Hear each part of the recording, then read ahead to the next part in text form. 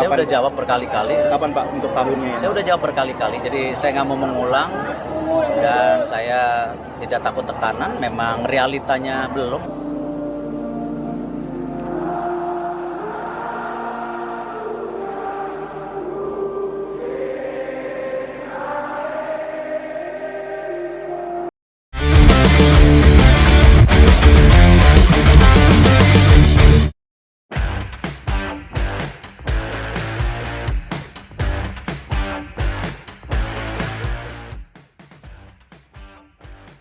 Kegagalan timnas putri melaju ke Piala Asia 2026 menjadi pukulan telak.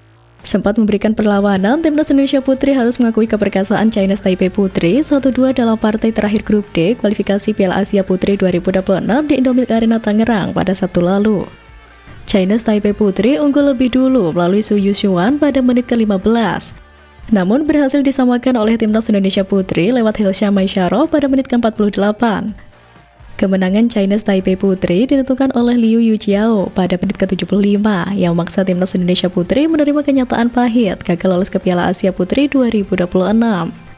Timnas Indonesia putri mengakhiri grup D kualifikasi Piala Asia Putri 2026 di peringkat ketiga. Tim berjulukan Garuda Pertiwi itu hanya bisa mendulang 3 poin dari 3 pertandingan. Sayup-sayup suruhan supporter timnas Indonesia putri yang meminta Liga 1 Putri untuk segera digelar menggema ketika Erick Thohir diwawancarai media di Indomilk Arena. Kegagalan timnas putri ini masih terbilang wajar. Banyak faktor yang membuat skuad asuhan Mochizuki ini gagal. Salah satunya adalah tidak adanya kompetisi resmi untuk Liga Wanita di Indonesia. Sedangkan tim-tim negara lain sudah mulai berkembang dengan adanya Liga Wanita di kompetisi domestik mereka. Bukan hanya supporter, para pemain pun turut angkat suara. Dalam aksi simbolik yang viral, mereka saling merangkul satu sama lain. Sembari menyanyikan lagu Tanah Airku, skuad timnas Indonesia putri memegangi spanduk. Pak Erik, kapan Liga 1 Putri digelar? Yang diduga berasal dari penonton. Pertanyaan yang sesungguhnya mewakili ribuan mimpi pesepak bola perempuan di seluruh negeri. Namun alangkah kagetnya ketika seorang perempuan yang disinyalir sebagai Local Organizing Committee atau LOC Grup D kualifikasi Piala Asia Putri 2026 menghampiri dan merebut spanduk itu dari tangan para pemain Garuda Putri. Maksud dari pesan di spanduk itu diyakini sebagai keinginan pecinta sepak bola kepada Ketua PSSI Erick Thohir untuk menggulirkan kembali Liga 1 Putri yang telah mati suri sejak 2019. Atas aksi itu, banyak pihak yang mengkritik aksi LOC tersebut. Ada juga yang menganggap jika PSSI anti kritik. Sontak wanita yang melakukan aksi merebut spanduk tersebut ikut dihujat di media sosial.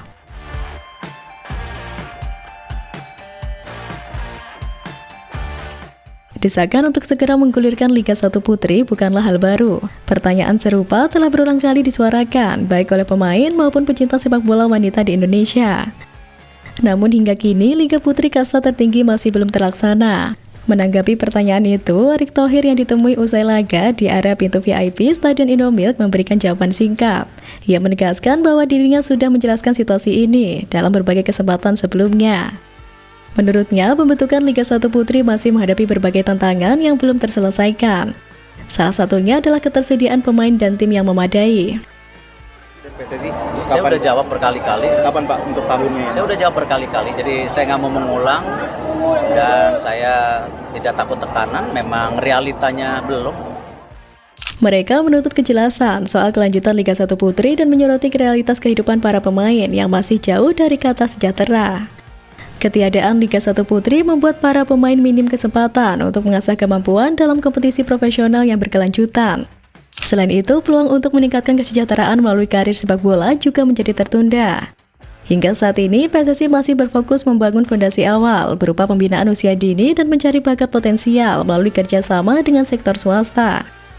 Beberapa langkah pembinaan telah dilakukan, misalnya lewat turnamen sepak bola putri usia dini yang digelar oleh Jarum Foundation untuk kategori usia 8 hingga 13 tahun.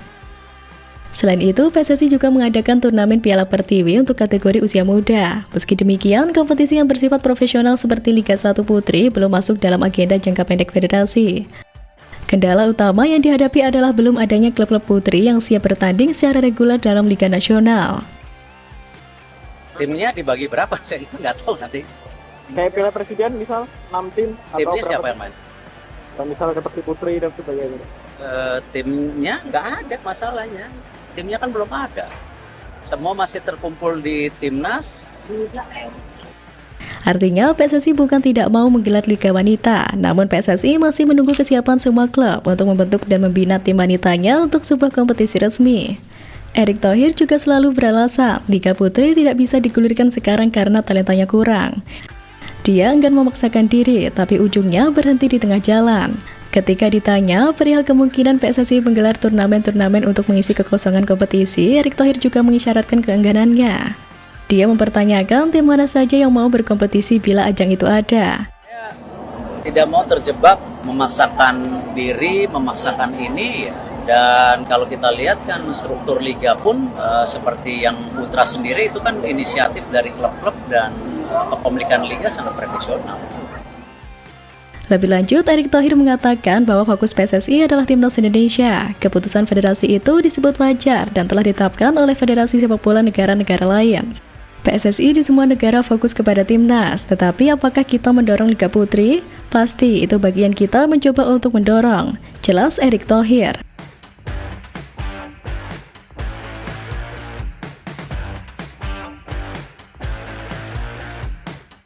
Sementara itu, pelatih Timnas Putri, Satoru Mochizuki, tetap menunjukkan komitmennya. Ia tetap ingin melatih Timnas Indonesia Putri setelah gagal lolos ke Piala Asia Putri 2026. Kontrak arsitek tim asal Jepang itu masih tersisa hingga Desember 2025. Mochizuki telah memimpin Timnas Indonesia Putri sejak Februari 2024. Sebenarnya, targetnya ialah mengantar Garuda Pertiwi ke Piala Asia Putri 2026 dan Piala Dunia Putri 2027. Ketika saya memegang tim, rencananya tim ini terus berkembang sampai 10 tahun ke depan. Mungkin banyak pelatih juga sama, ketika mereka diminta pegang tim akan memberikan seluruh waktu dan tenaganya untuk tim agar benar-benar bisa berkembang. Jelas Mochizuki. Saya bersama Timnas Jepang Putri menang bisa juara dunia. Saya lihat Jepang bisa mencapai prestasi itu dengan perjuangan panjang. 10-20 tahun bahkan 30 tahun waktunya. Jadi saya ingin mengambil hal-hal positif di Jepang untuk diterapkan di Indonesia, sehingga bisa membangkitkan sepak bola Indonesia dan terus maju sepak bola putri. Tutur nakoda yang karib dipanggil Mochi itu. Mochizuki bukan pelatih sembarangan di level sepak bola Asia, terutama di nomor putri. Pria berusia 61 tahun itu pernah mengarsiteki timnas Jepang U17, Urawa Reds Junior, Vissel Kobe, hingga asisten pelatih Jepang Putri. Mochizuki menjadi bagian dari tim kepelatihan Jepang Putri ketika menjuarai Piala Dunia Putri 2011. Mochi ingin membangun dasar-dasar yang baik sehingga para pemain dapat terus berkembang dan lebih baik untuk kedepannya. Menurutnya, membangun sebuah tim itu membutuhkan waktu yang lama, dan dia ingin terus menjadi bagian dan membangun timnas sedikit demi sedikit.